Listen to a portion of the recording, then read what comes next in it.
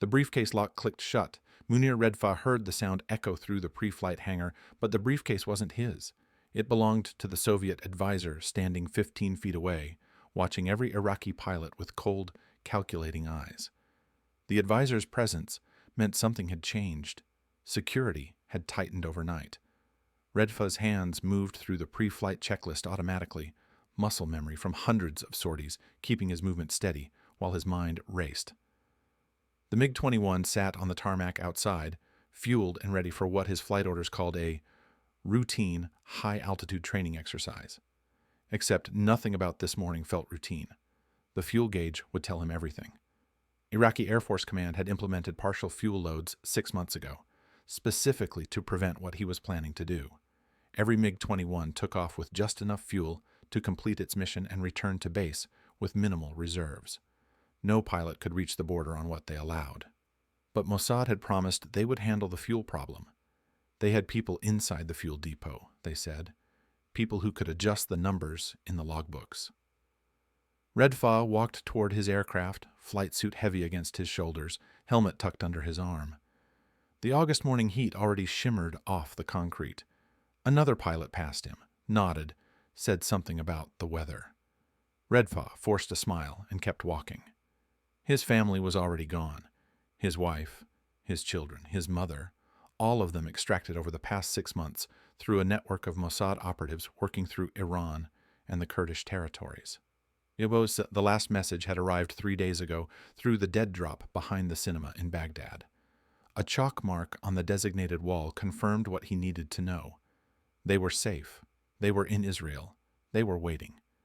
He climbed the ladder to the cockpit. The crew chief handed him a clipboard with the fuel report. Redfa's eyes locked on the number. Full internal tanks. Someone had delivered. The Soviet advisor was still watching from the hangar entrance. His presence nagged at Redfa's mind like a splinter under the skin. Soviet advisors rarely attended routine training flights. Their job was to observe combat operations and evaluate tactical performance. This was neither. Redfa settled into the ejection seat and began the startup sequence. The Tumansky R-11 F-300 engine whined to life, then roared as the turbine spun up to operating speed. Radio chatter filled his headset, other pilots preparing for their sorties, tower controllers managing traffic patterns, the routine symphony of an airbase at morning operations tempo. His radio crackled. Tower cleared him for taxi to runway 27. Redfa released the brakes and guided the MiG-21 forward, the aircraft's narrow undercarriage making the taxi feel precarious as always. He loved this aircraft, the speed, the climb rate, the raw power of the engine. He had logged more hours in the MiG-21 than any other pilot in his squadron, and now he was going to steal one. Another MiG-21 taxied onto the runway behind him, unscheduled, not on the morning flight roster. Redfa's stomach dropped. The second aircraft pulled into position as if preparing for a formation to take off. Tower said nothing about the deviation from flight plans. No explanation came through the radio. Redfa received takeoff clearance. He advanced the throttle, felt the afterburner kick in, and the MiG-21 accelerated down the runway. The second aircraft began its takeoff roll immediately behind him. Not formation flying, escort, or pursuit. The nose lifted. Wheels left concrete. Redfa climbed into the morning sky over Iraq with another MiG-21 rising behind him, and 12 minutes to decide if he was going to change the course of the Cold War or die trying. Before we find out what Redfa decided, I want to let you know what this channel is really about. Every day, I bring you stories like this one. Actual intelligence operations, real tradecraft, genuine human drama from the world of espionage. Not Hollywood fiction, but the authentic, declassified missions that changed history. The spy stories that shaped wars, toppled governments, and shifted the balance of power between superpowers. If you're fascinated by the real mechanics of intelligence work, the recruitment strategies, the technical operations, the impossible decisions that agents face, then this channel is for you. Hit that subscribe button right now and turn on notifications, because Operation Diamond is just the beginning. The stories coming in future episodes will take you inside the CIA's most audacious Cold War missions, the KGB's deepest penetrations of Western intelligence, and operations so sensitive they stayed classified for 50 years. Trust me, what happens next with Munir Redfa is extraordinary, but it's just one chapter in a much larger war fought in shadows. All right, back to August 1966. Redfa's hand moved toward the control stick as the second MiG-21 closed the distance behind him. The second aircraft matched his climb rate. Redfa leveled off at 12,000 feet and executed his planned flight path toward the northern training range. The trailing MiG-21 maintained position 400 meters behind him. No radio communication came from the second pilot. Standard procedure would have been a radio check and formation acknowledgement. Silence meant the second pilot had different orders. Redfa's mind calculated distances and fuel consumption. The Jordanian border was 180 kilometers southwest of his current position. At cruising speed, roughly 11 minutes of flight time. But first, he had to lose his escort, or his entire plan collapsed into a death sentence. Israeli intelligence had war-gamed this scenario. A pursuit aircraft would match his speed and radio ahead to scramble interceptors. He would be boxed in, forced to land, and Iraqi intelligence would have him in custody within the hour. The torture would last for weeks. He checked his fuel gauge again. The tanks were full, which meant Mossad's contact in the fuel depot had come through despite the risk. Full tanks gave him options: speed, range, time. The trailing MiG-21 began to close the distance. 300 meters now. Redfa pushed the throttle forward and accelerated. The other aircraft matched him immediately. 250 meters. The pilot behind him clearly had orders to maintain close surveillance. Redfa's window of opportunity was shrinking with every second. He executed a hard climbing turn to the left, pulling 4 Gs and gaining altitude rapidly. The MiG-21's delta wing configuration made it exceptional at high-speed climbs. The second aircraft followed but lagged slightly in the turn. Redfa pushed harder, climbing through 20,000 feet, the engine screaming as the afterburner consumed fuel at an alarming rate. At 24,000 feet, Redfa rolled inverted and pulled through into a split-S maneuver, diving back toward lower altitude while reversing course. The second aircraft tried to follow, but the pilot hesitated for a critical 2 seconds. Redfa leveled out at 8,000 feet heading southwest, the other MiG-21 now nearly a kilometer behind and struggling to reacquire visual contact. The radio exploded with chatter, Tower demanding his position and intentions. The second pilot reporting that Redfa had broken formation and deviated from the training route. Squadron commander ordering Redfa to return to base immediately. Redfa reached down and switched off his radio. Silence filled the cockpit except for the engine's steady roar and the wind rushing past the canopy. The Jordanian border was 9 minutes away. He pushed the throttle to maximum continuous power and dropped to low altitude, using terrain masking to evade radar coverage. The desert landscape rushed past below him. Brown earth, scattered villages, the occasional road cutting through the emptiness. His hands were steady on the controls now. The decision was made. No turning back. But understanding how Redfa reached this moment, how an Iraqi Air Force pilot came to be flying a stolen MiG-21 toward Israel, required stepping back 3 years to when this operation first began. Back to when the MiG-21 was an impossible target, and Mossad was desperate enough to try anything. The year was 1963. Israel's Air Force faced a strategic nightmare. Soviet MiG-21 fighters were flooding into Egypt, Syria, and Iraq faster than Israeli intelligence could track them. The aircraft represented a quantum leap in Soviet aeronautical design, supersonic speed, rapid climb rates, and air-to-air capabilities that outmatched most of Israel's current fighter inventory.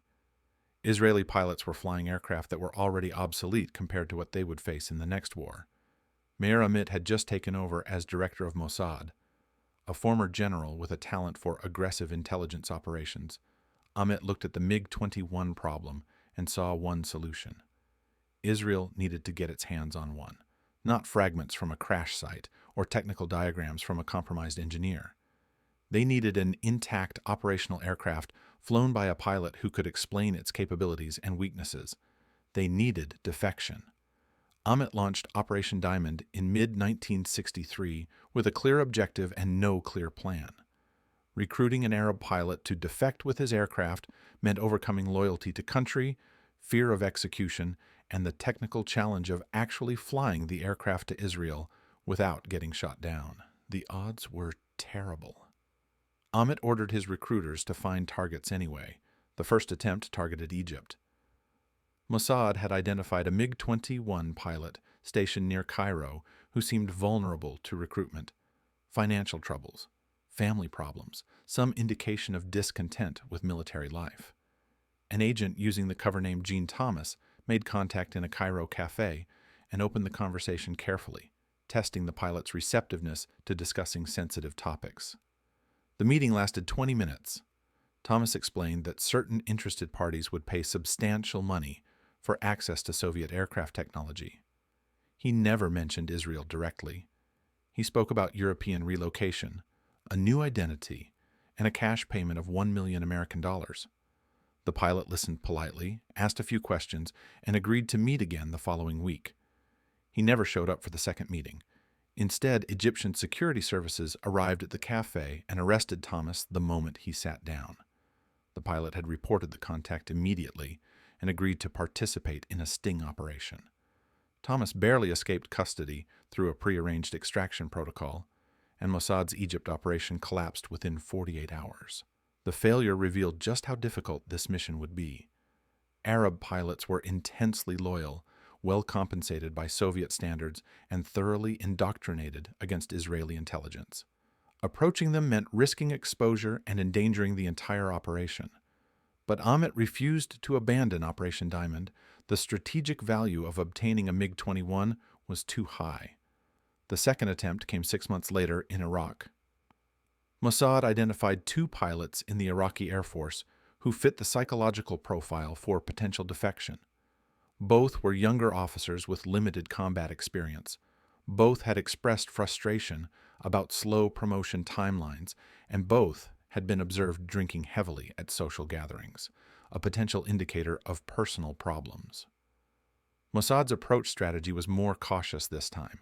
Instead of direct contact, they used intermediaries, Iraqi businessmen with connections to European commercial interests who could plausibly discuss opportunities abroad without immediately triggering security concerns. The first pilot declined the initial overture. The second pilot listened to the full proposal, then reported the contact to Iraqi Air Force intelligence. Security services in Baghdad immediately launched an investigation into foreign recruitment efforts targeting military pilots.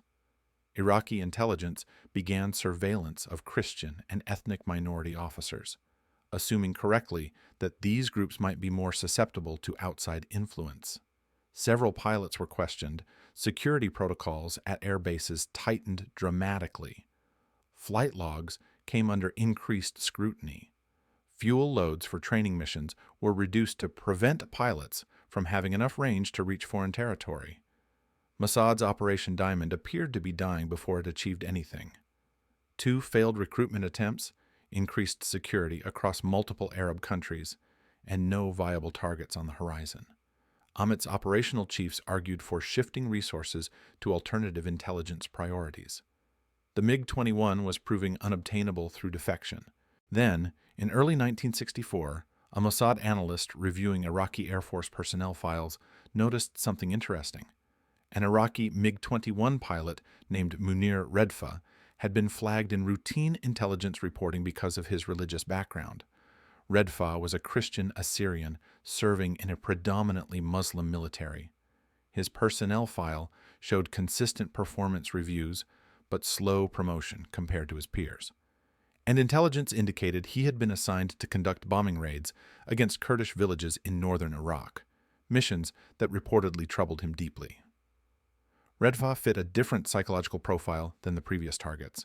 He wasn't motivated by money or Western luxury. He was dealing with systemic discrimination, moral conflict about his orders, and a growing sense that he had no future in Iraq, regardless of his service record. These factors made him potentially receptive to an approach, but they also made him dangerous. A man with genuine grievances might accept a recruitment pitch, or he might see it as a test of loyalty and report it immediately. Mossad's leadership debated the risks for weeks. Approaching Redfa meant exposing another recruitment operation at a time when Iraqi security was already hunting for Israeli intelligence activity. If Redfa reported the contact, Mossad would lose whatever access they still maintained inside Iraq. But if they didn't try, Operation Diamond was finished. Amit made the decision to proceed. He authorized contact with Redfa through a carefully constructed approach that would give the pilot plausible deniability if he chose to refuse. The first meeting would happen outside Iraq, in a location where Redfa could attend without triggering security service attention. Mossad's opportunity came when Redfa traveled to Europe for medical treatment in late 1964. The Iraqi Air Force had authorized the trip after Redfa developed a minor medical issue that required specialist care unavailable in Baghdad. Mossad learned about the travel through signals intelligence intercepts of Iraqi military communications. They had 2 weeks to make contact and assess whether Redfa was a viable target. The approach happened in a hotel lobby in a European capital that remains classified even in declassified documents. A Mossad officer, using perfect Iraqi accented Arabic, struck up a conversation with Redfa about flight training and aircraft preferences. The conversation was deliberately casual, designed to establish rapport without triggering defensive reactions. Only near the end did the Mossad officer shift to more sensitive topics, mentioning that certain organizations valued technical expertise and were willing to compensate pilots who could provide detailed information about Soviet aircraft. Redfa didn't respond immediately. He finished his drink, stood up, and said he needed to return to his room. The Mossad officer gave him a contact method, a dead drop location in Baghdad where messages could be left safely, and said that if Redfa ever wanted to continue the conversation, the opportunity would remain open. 3 weeks later, a chalk mark appeared at the designated location in Baghdad. Redfa had made contact. He wanted to talk. The second meeting took place in a different European city several months later. Redfa had arranged another medical trip, this time using a fabricated reason that Iraqi Air Force administrators approved without question. Mossad's assessment was that Redfa was testing their capabilities and seriousness. If they could arrange secure meetings without Iraqi intelligence detecting them, it demonstrated operational competence. If they couldn't, Redfa would walk away. This meeting lasted 3 hours. Redfa explained his situation with brutal honesty. As a Christian in a Muslim military, he faced barriers that had nothing to do with performance. He watched less qualified pilots receive promotions while his career stagnated. He was ordered to bomb civilian villages in Kurdish territories, missions he found morally repugnant. His complaints to superiors were ignored. His future in Iraq looked increasingly bleak, regardless of his service record. The Mossad officers listened and asked careful questions. They needed to determine if Redfa's grievances were genuine or if this was an elaborate Iraqi intelligence trap designed to expose Mossad's recruitment methods. They probed his knowledge of Iraqi Air Force operations, his relationships with other pilots, his family situation. Everything Redfa said matched intelligence reporting. His anger seemed authentic. His frustration was real. At the end of the meeting, Mossad made their offer explicit. They wanted Redfa to defect to Israel with his MiG-21. In exchange, they would provide approximately $1 million American dollars, Israeli citizenship, relocation assistance, and guaranteed safety. But there was a critical condition. Redfa's family had to be extracted from Iraq before the defection. If he flew to Israel and his family remained behind, Iraqi intelligence would arrest them immediately and use them as leverage or execute them as punishment. Redfa's response was immediate. He wouldn't consider defecting unless his family was safe first. His wife, his 3 children, and his elderly mother all lived in Baghdad. Moving them out of Iraq would require forged documents, complex logistics, and careful timing. One mistake would alert Iraqi intelligence and destroy everything. Mossad agreed to extract the family first. The operation would take months and require coordination across multiple countries. But if Redfa was serious about defection, they would prove their commitment by getting his family to safety before he ever touched the cockpit of his MiG-21. The family extraction operation began in early 1965. Mossad's approach was methodical and patient. Moving all of Redfa's relatives at once would attract immediate attention from Iraqi security services. Instead, they moved family members individually or in small groups over several months, each extraction disguised as legitimate travel or relocation. The first to leave were Redfa's two brothers. Mossad arranged for them to receive job offers from European companies operating in Iran. Iraqi authorities approved their exit visas without suspicion. Young men seeking better economic opportunities abroad was common and unremarkable. Once in Iran, Mossad operatives guided them across the border into Turkey, then flew them to Israel. Redfa's mother was extracted next using a medical cover story. Mossad forged documents indicating she needed specialized treatment available only in European hospitals. The Iraqi Health Ministry approved her travel, and a Mossad team escorted her out through Iran using Kurdish smuggling routes. The journey took 11 days and involved multiple close calls with Iranian border patrols, but she arrived safely. The most difficult extraction involved Redfa's wife and children. Iraqi security services paid close attention to pilot families, knowing they could be targets for foreign intelligence services or potential flight risks if pilots were considering defection.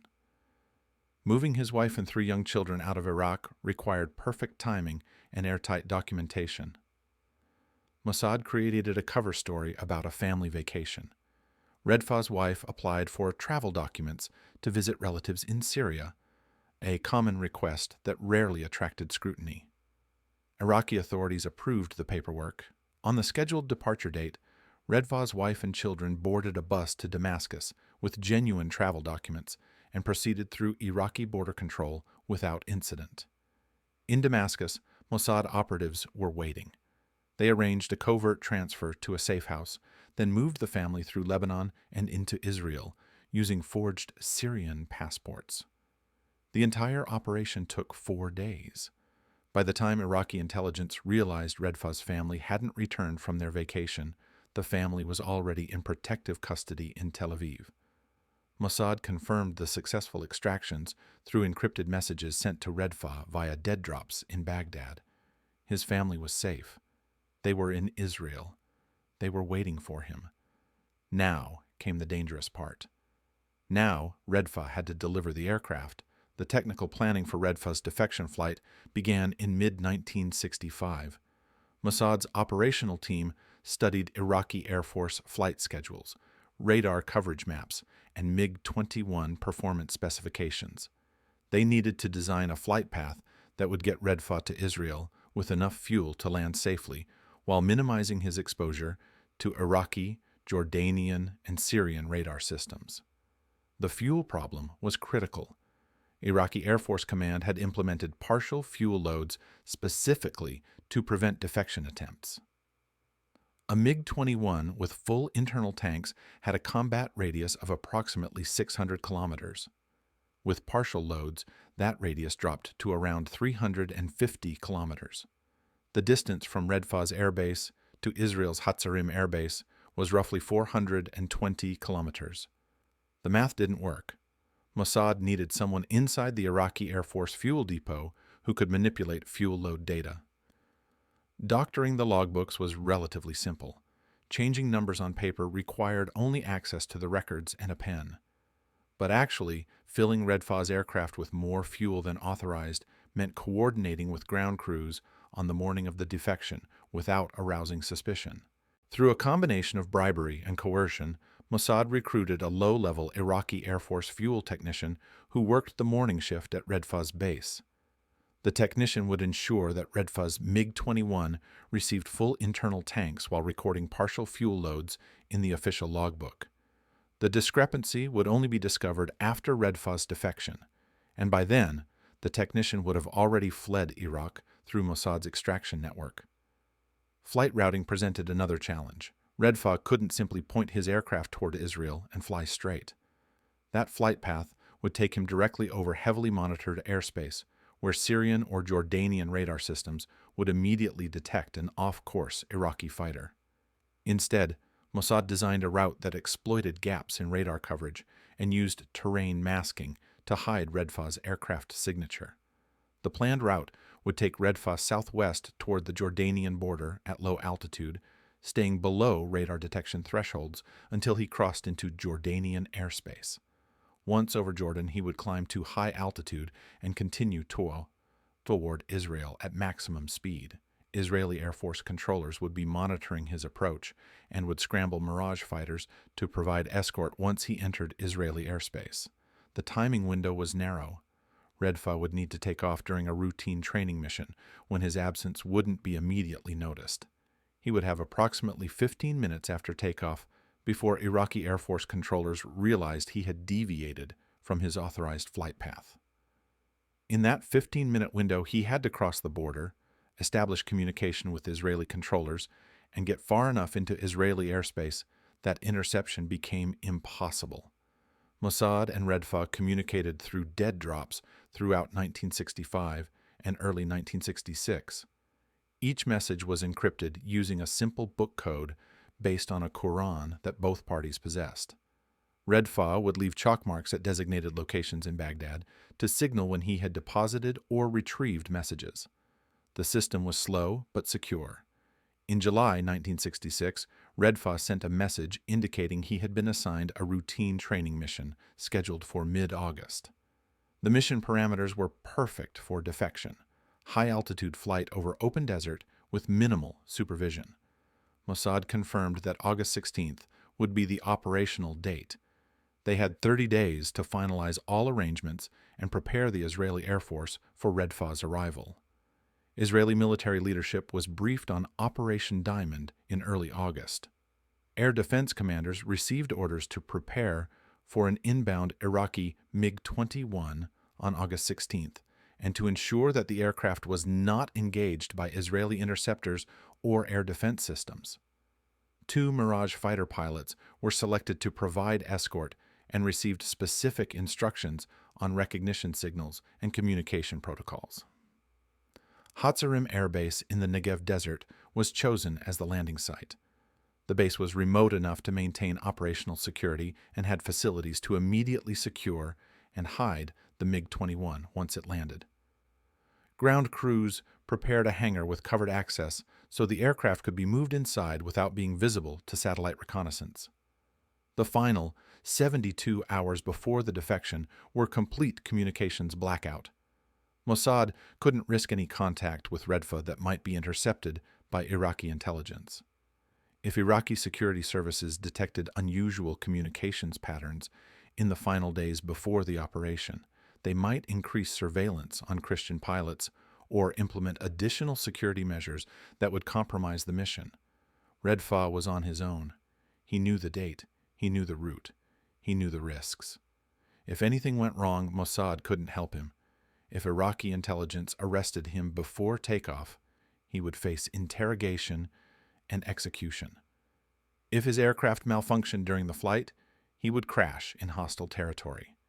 If Israeli Air Force controllers misidentified him, he might be shot down by the very country he was trying to reach. On the morning of August 15th, Mossad's station chief in Tel Aviv sent an encrypted cable to Meir Amit summarizing the operational status. All preparations complete, Redfa's family secured in protective housing, Israeli Air Force on alert, weather forecast favorable. Then the waiting began. August 16th, 1966, 6:45 in the morning Baghdad time. Munir Redfa walked across the tarmac toward his MiG-21. The Soviet advisor watched from the hangar entrance, clipboard in hand, eyes tracking every pilot's movements. Redfa's pulse hammered in his ears, but his face remained calm. He climbed into the cockpit and began the pre-flight sequence. His crew chief handed up the fuel report. Full tanks. Mossad had delivered. The numbers in the logbook would show partial fuel, but the actual tanks were topped off. Redfa had the range he needed. The engine start sequence proceeded normally. Radio clearance came through. He taxied to the runway, and then the second MiG-21 appeared behind him, unscheduled and unexplained.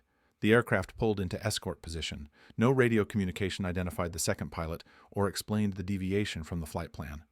Redfa faced an immediate decision: abort and try again later, or proceed with an unknown aircraft shadowing his every move. Aborting meant weeks or months of delay, while Mossad arranged another opportunity. It meant living under constant surveillance, waiting for Iraqi intelligence to uncover the plot. It meant his family remaining in hiding in Israel, wondering if he would ever join them. He chose to proceed. Tower cleared him for takeoff. The afterburner ignited, and the MiG-21 surged down the runway. The second aircraft followed immediately, maintaining close formation as both fighters climbed into the morning sky. At 12,000 feet, Redfa executed his planned route toward the northern training range.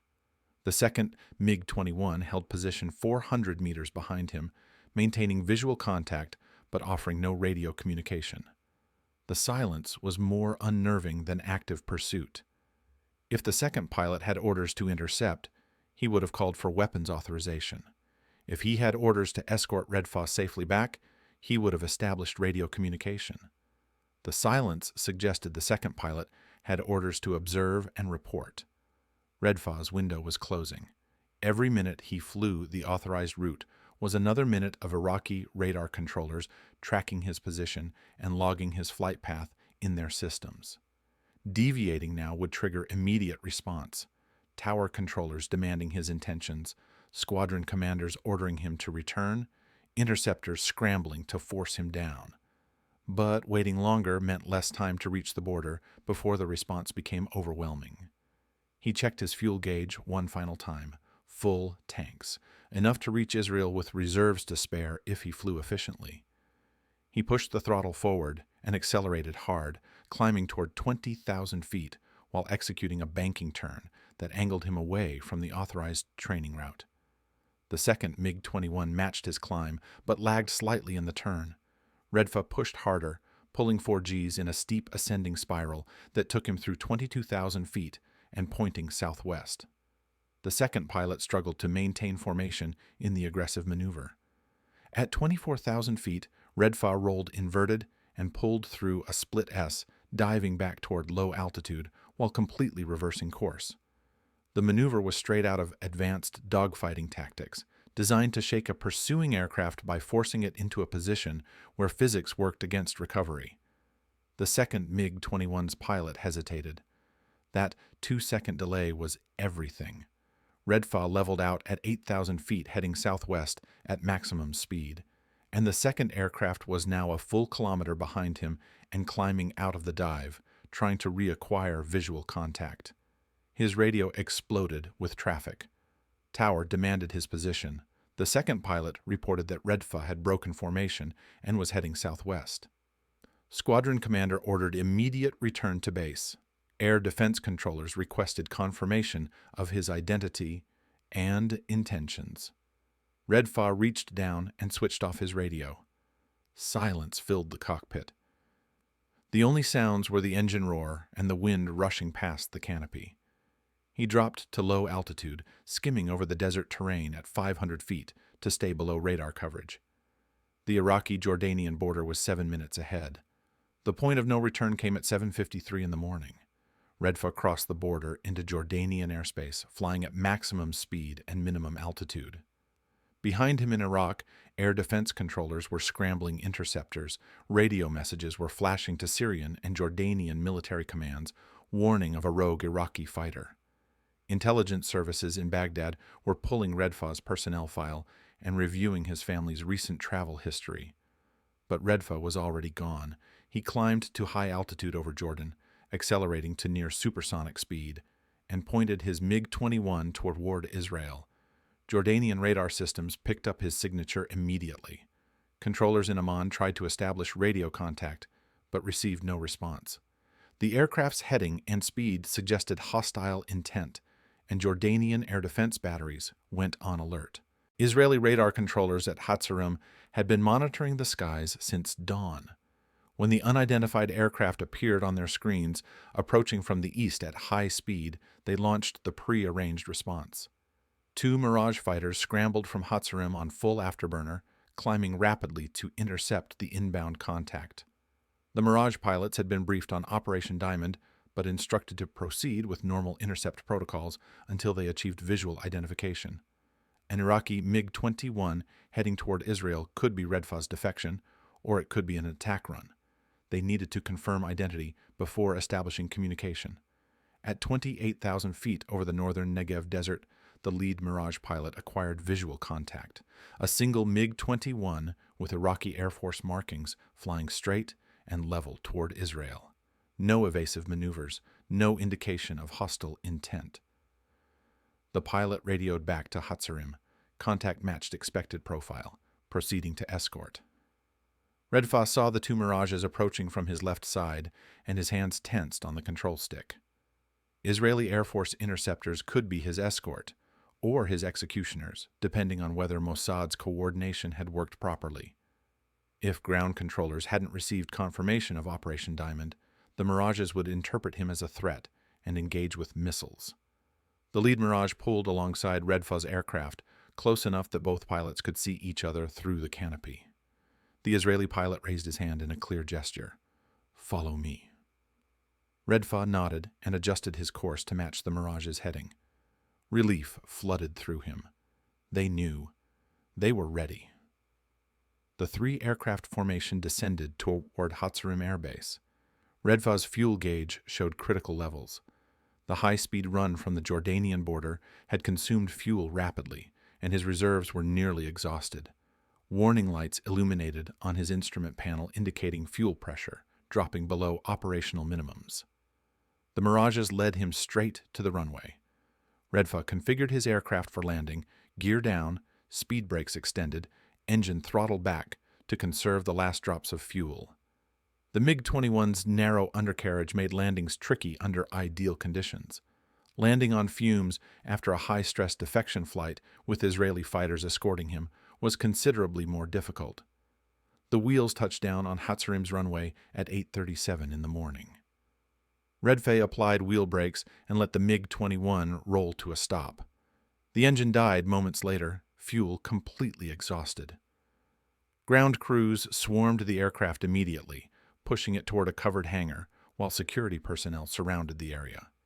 Redfa opened the canopy and climbed out of the cockpit. His legs shook as he stepped onto Israeli soil for the first time.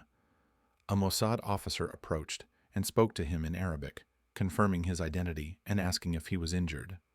Redfa shook his head. He wasn't injured. He was just a man who had betrayed his country, stolen his nation's most advanced fighter aircraft, and condemned himself to permanent exile in exchange for his family's freedom and a future that didn't include discrimination and moral compromise. The MiG-21 was immediately pushed into a secure hangar and hidden from view. Israeli intelligence knew that Soviet reconnaissance satellites would be scanning for the missing aircraft within hours. Keeping it hidden was essential to prevent Moscow from understanding what Israel had acquired. The aircraft's serial number was visible on the tail section, number 534. An early production MiG-21 F-13 manufactured in the Soviet Union and delivered to Iraq through military aid agreements. The aircraft was in excellent condition. Redfa had maintained it meticulously. Israeli technicians would later marvel at how well preserved the systems were. Ground crews assigned the MiG-21 a new tail number for operational security purposes, 007. The number was chosen deliberately, a reference to James Bond, and a bit of dark humor about one of the most spectacular intelligence coups in aviation history. Redfa was taken to a secure debriefing facility where Mossad officers and Israeli Air Force intelligence specialists waited to question him. The debriefing would last for weeks. They wanted to know everything: flight characteristics, combat tactics, weapon systems, maintenance procedures, training protocols, and tactical doctrine. Redfa had spent years flying the MiG-21. He knew its strengths and weaknesses better than anyone. But before the technical debriefing began, Redfa asked to see his family. Mossad had promised they were safe. He needed to confirm that promise with his own eyes. The officers agreed and drove him to a protected residence in Tel Aviv, where his wife, children, and mother were waiting. The reunion lasted for hours. His wife embraced him and wept. His children, confused by the sudden upheaval of their lives, clung to him, asking questions he couldn't yet answer. His mother held his face in her hands and thanked God he was alive. They were together. They were safe. The operation had succeeded. Then Mossad delivered news that shattered Redfa's relief. 3 of his relatives had refused to leave Iraq during the extraction operation. An uncle who had raised Redfa after his father died, and 2 cousins who insisted they had done nothing wrong and would not flee like criminals. Mossad had urged them to reconsider, but couldn't force them to leave. Iraqi intelligence arrested all 3 on August 17th, 1 day after Redfa's defection. Security services swept through Baghdad, rounding up anyone connected to Redfa's family, searching for accomplices or evidence of the intelligence network that had enabled the defection. The uncle and cousins were taken to interrogation facilities where Iraqi intelligence demanded information about Mossad contacts and extraction methods. The interrogations were brutal. Iraqi intelligence used torture to extract confessions. They wanted names of Mossad operatives, locations of dead drops, communication protocols. Redfa's relatives knew nothing because Mossad had deliberately kept them isolated from operational details. They couldn't reveal what they didn't know, but their interrogators didn't believe them. Redfa's uncle died in custody on August 21st. The official Iraqi government report stated natural causes. Mossad's intelligence sources inside Iraq reported that he died from injuries sustained during interrogation. He was 63 years old. He had been a teacher before his arrest. His crime was being related to a defector. The 2 cousins were released after 6 weeks of detention. They survived, but carried permanent injuries from their treatment. Iraqi intelligence forced them to make public statements denouncing Redfa as a traitor and calling for his execution. The statements were broadcast on Iraqi state television. Mossad intercepted the broadcasts and showed them to Redfa. He watched the footage in silence. His cousins, beaten and coerced, reading statements written by intelligence officers. His uncle, dead because of a choice Redfa made. The moral weight of his defection had become real in a way he hadn't fully comprehended until that moment. He had betrayed his country, his air force, and his fellow pilots. He had condemned his relatives to imprisonment and torture. He had traded his uncle's life for his own freedom. The $1 million Mossad paid him felt like blood money. The Israeli citizenship felt like a poor substitute for the identity he had abandoned. His family was safe, but the cost was higher than he had calculated. I need to pause here and ask you something. If you were Redfa, knowing that defecting meant your family would be safe, but your uncle would die in custody, that you'd never see your homeland again, that you'd spend the rest of your life branded as a traitor, would you have made the same choice? Would you have climbed into that cockpit on August 16th? Drop your answer in the comments. I genuinely want to know how you'd navigate that impossible equation, because what Redfa decided in that moment defined everything that came after. Here's what happened next. Israeli Air Force test pilots began flying the MiG-21 within days of its arrival. The aircraft was assigned to a classified test squadron at Hatzarim, where Israel's most experienced combat pilots could evaluate its performance against Israeli fighters in controlled conditions. The evaluation program had immediate urgency. Israeli intelligence anticipated another war with Arab states within months or years. Understanding the MiG-21's capabilities could mean the difference between air superiority and catastrophic losses. The test pilots discovered the MiG-21 was exactly as formidable as intelligence reports suggested. Its acceleration and climb rate were exceptional. In a straight vertical climb, the MiG-21 outperformed the Mirage in every metric. Its delta wing configuration gave it excellent high-speed maneuverability. In the hands of a competent pilot, The MiG-21 was a dangerous opponent. But the testing also revealed critical weaknesses that would reshape Israeli air combat doctrine. The MiG-21's fuel capacity was severely limited. Full internal tanks provided only about 90 minutes of combat flight time, and aggressive maneuvering consumed fuel rapidly. In extended engagements, the MiG-21 would be forced to disengage or risk running dry. The aircraft's radar system was primitive compared to Western equivalents. Target acquisition range was limited, and the system was easily jammed by basic electronic countermeasures. MiG-21 pilots would have to rely primarily on visual target identification, which put them at a significant disadvantage against opponents with better radar systems. Handling characteristics at high G-forces revealed another weakness. The MiG-21's delta wing configuration made it exceptionally maneuverable at medium speeds, but in tight turning engagements at high speeds, the aircraft became unstable. Pilots pushing the aircraft to its limits in hard turns risked entering uncontrolled spins that were difficult to recover from. Israeli test pilots developed specific tactics to exploit these weaknesses. Engage MiG-21S in sustained turning fights that would burn through their fuel reserves. Use electronic jamming to blind their radar systems. Force them into high-speed, high-G engagements where handling became unpredictable. The tactics were compiled into a classified training manual distributed to all Israeli Air Force combat pilots. The timing was extraordinary. By June 1967, Israeli pilots had spent nearly a year training against the MiG-21 and learning how to defeat it. Then the Six-Day War erupted. On June 5th, Israeli Air Force launched a preemptive strike against Egyptian air bases, destroying most of Egypt's aircraft on the ground. Syrian and Jordanian air forces attempted to respond, and Israeli pilots found themselves engaging MiG-21S in exactly the scenarios they had trained for. The results were devastating for Arab air forces. Israeli pilots used the tactics developed from Operation Diamond to systematically destroy MiG-21S in air-to-air combat. The MiG-21's fuel limitations meant Egyptian and Syrian pilots had minimal time over the battlefield before being forced to return to base. Israeli pilots exploited this by extending engagements and forcing MiG-21S to choose between continuing the fight and running out of fuel. The radar weaknesses meant MiG-21 pilots often didn't detect Israeli aircraft until visual range, giving Israeli pilots the initiative in most engagements.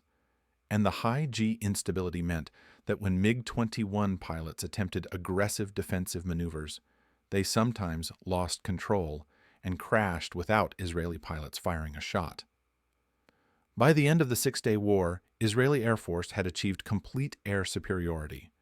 Arab air forces lost over 400 aircraft in 6 days. Israeli losses were minimal. The intelligence gained from Operation Diamond had directly contributed to one of the most lopsided military victories in modern warfare. The success caught American attention immediately.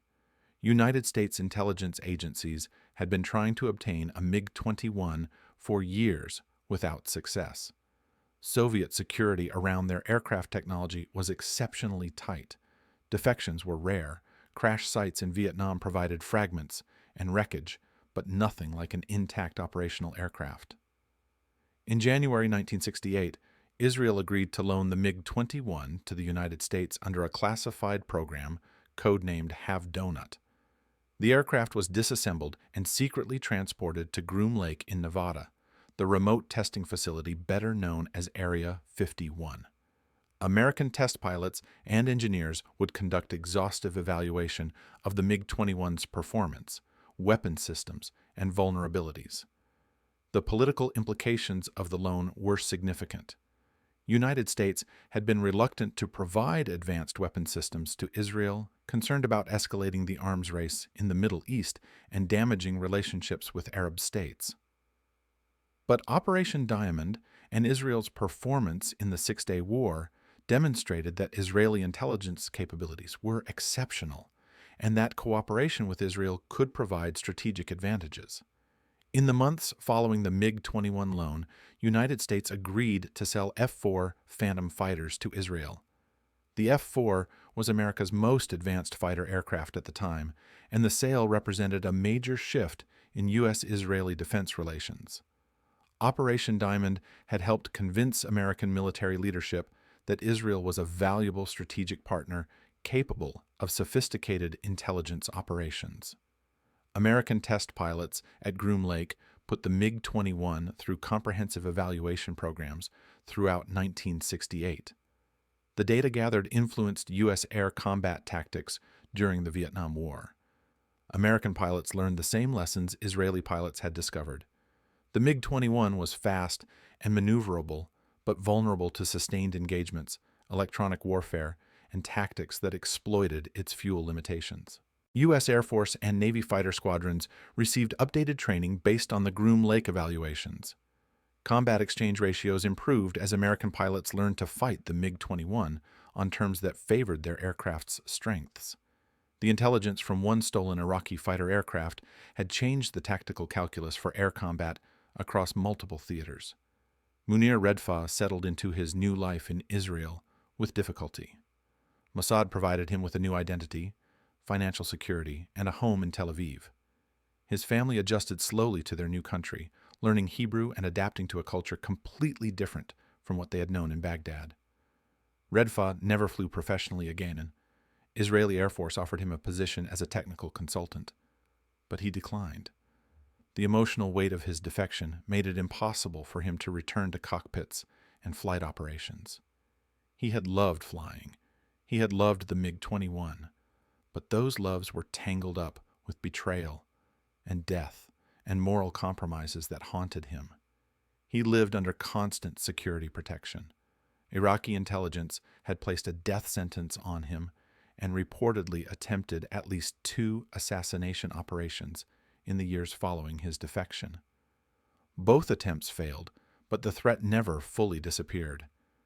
Redfa spent the rest of his life looking over his shoulder, aware that somewhere in the world, Iraqi intelligence officers were still hunting for the pilot who stole their aircraft. His uncle's death remained a burden he carried silently. Mossad officers tried to contextualize the loss. They explained that intelligence operations always involve sacrifice. They reminded him that his defection had saved countless Israeli lives by providing the knowledge needed to defeat the MiG-21. They emphasized that his uncle's death was the responsibility of Iraqi intelligence, not his. But Redfa knew the truth. He had made a choice. His choice had consequences. His uncle died because Redfa chose to save his immediate family at the expense of extended relatives who refused to flee. That moral equation didn't balance simply because the strategic outcome was favorable. The weight stayed with him. The MiG-21 remained in Israeli service for years after Operation Diamond. Israeli Air Force used it for aggressor training, flying it against their own fighters to give pilots realistic experience against Soviet aircraft. The aircraft eventually ended up in a museum, tail number 007 still visible, a testament to one of the most audacious intelligence operations of the Cold War. But the full story of Operation Diamond only emerged decades later when documents began to be declassified and participants started speaking publicly about the operation. And what those documents revealed was even more remarkable than the aircraft theft itself. Munir Redfa wasn't Mossad's only asset inside the Iraqi Air Force. There was a second source, an officer who had been feeding information to Israeli intelligence for nearly 3 years before Redfa's defection. This second source provided the intelligence that made Operation Diamond possible. Flight schedules, security protocols, radar coverage maps, fuel depot procedures, the technical details that allowed Mossad to plan Redfa's escape with precision. The second source was never extracted. Their identity was never revealed, even in later declassifications, but Iraqi intelligence knew there was a leak. After Redfa's defection, security services in Baghdad launched an extensive investigation to identify the source who had enabled the operation. They suspected Christian officers, ethnic minorities, anyone with potential grievances against the regime. Between 1967 and 1968, Iraqi intelligence arrested and interrogated 12 officers suspected of espionage. Some were cleared and released.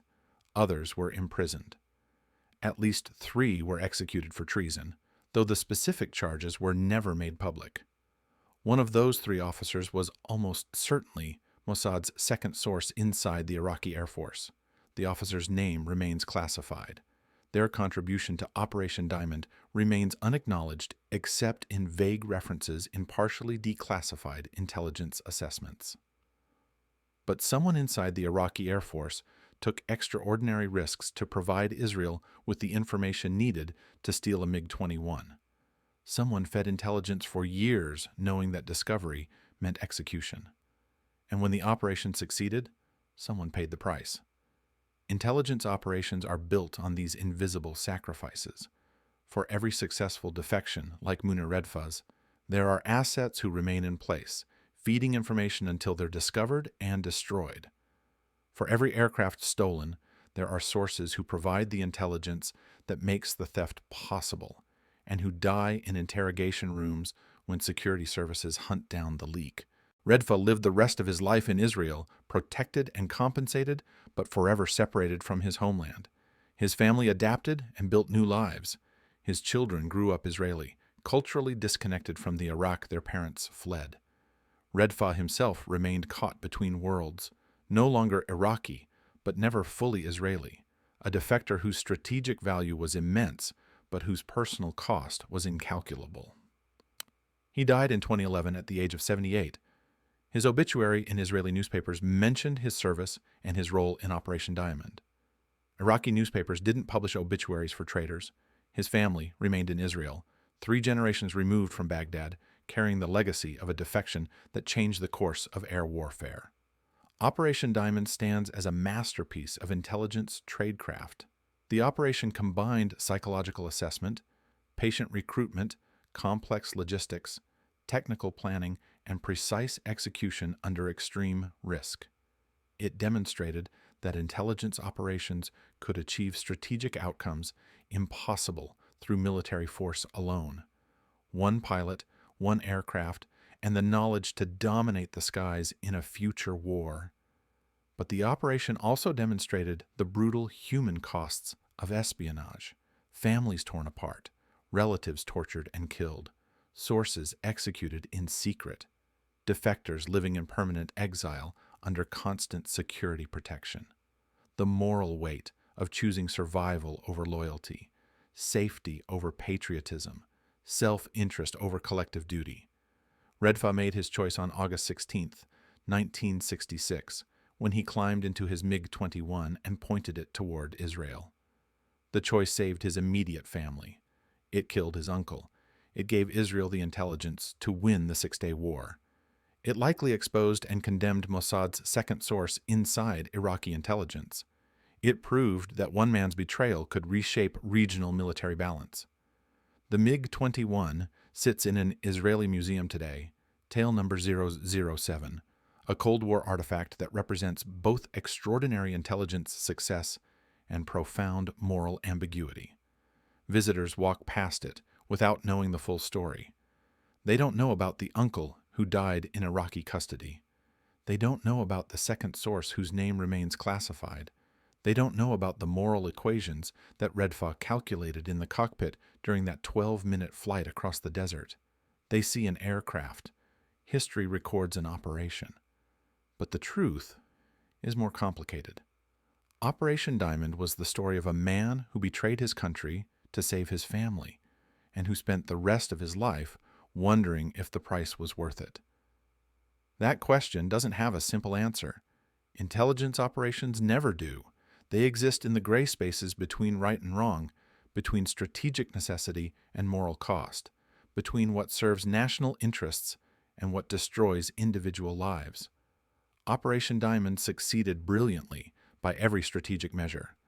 But for the people who lived it, success was considerably more complicated than the intelligence reports suggested. The MiG-21 changed air combat doctrine, the intelligence reshaped Cold War military strategy, and Munir Redfa spent 50 years living with the weight of what he had done to make it possible.